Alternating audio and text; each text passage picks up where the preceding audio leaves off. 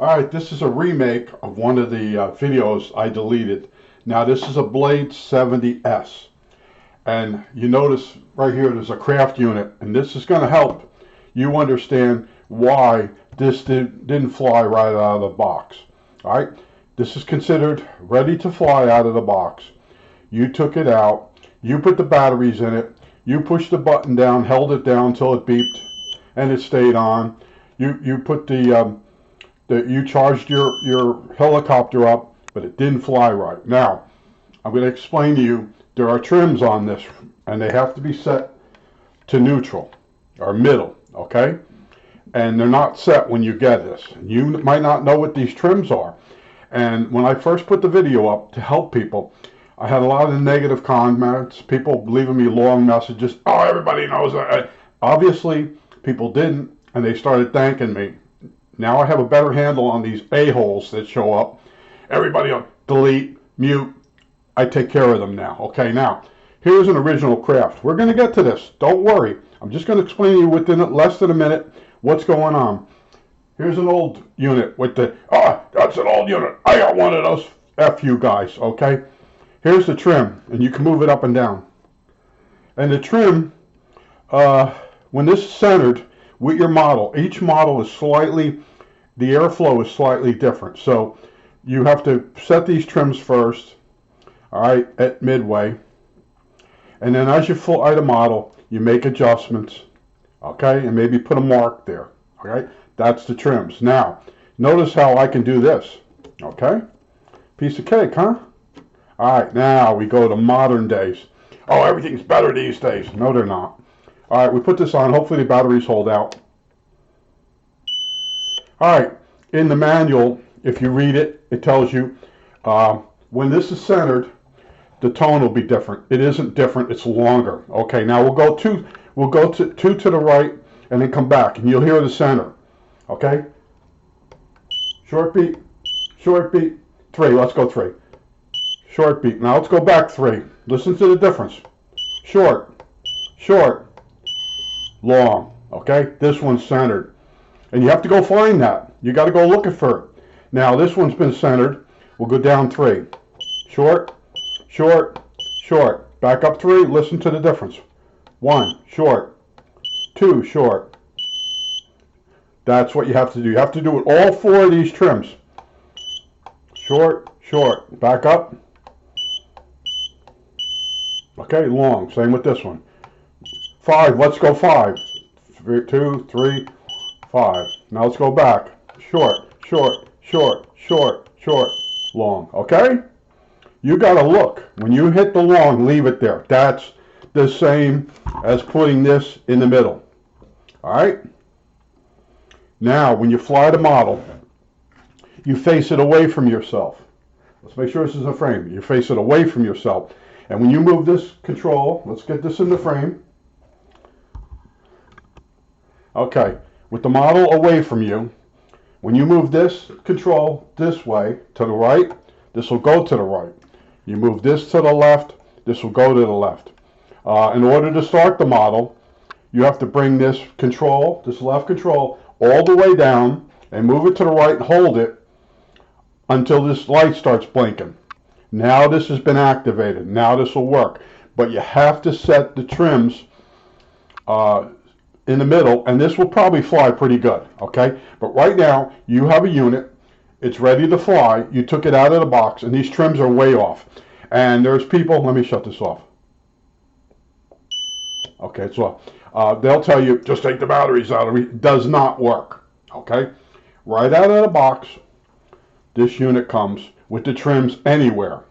And like I said, you just keep beeping in each direction until you find it. As soon as it's a long beep, go 2 back or 3 back, and then find it again and leave it there. That's center. Long beep is center. The same as this is center. You could buy this and they're all off. Alright? And then you have to center them. And then after you fly your model, you may touch the trim up. You may notice the model's pulling to the right a little bit. And you'll set this. Maybe put a mark on this. So every time you look down at this unit before you fly, you know your trims are in the right position. With this, they're electronically set to the center. Okay, this is like as bad as a remote control or a digital watch. An old watch in the old days, you pull the stem out and you turn the stem and your hands move. Nowadays, you got to click this, pop this, do that. Now, I know some of you, I have an Apple Watch. I don't have the, F you guys too, okay? But there's things over the years that went from mechanical, okay? I can see it from a block away that it's off. I bumped it, or electronic. And this is cheaper to do it this way, okay? But that's all I want to say. But when you fly this, you fly facing away from you first, and you hover 1.5 feet off the ground. You don't hover closer than that because you get a ground effect, and this thing will go skipping across your living room rug. Okay, come up about 1.5 feet, and for the first 20 flights, just bring this up in the air and hold it, and you'll only be using this for up and down. Okay, and right to left, and just practice. And you say, well, that's stupid. Do it the other way and break the blades, or break the model and strip the gears. Okay, if you go to a actual helicopter training school, I have one 4 miles from my house. I used to walk over there all the time. I can't walk as far anymore because I'm 70, but that's all the guy does. You pay him, say, $170 or maybe more, and you for an hour or a half hour, and he has you come up off the ground so many feet, and you just sit there and try to hold that one spot. That's what you do for several times, several lessons, until that guy's confident you can do that, because the most dangerous part of a helicopter is takeoff and landing.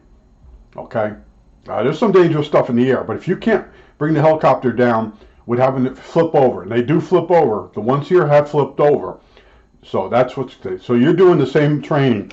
You're going to put this facing away from you, you're going to bring it up and hover 1.5 feet and get to, you can do that, and you're going to say, oh, that sounds easy. Try it, my friend, try it.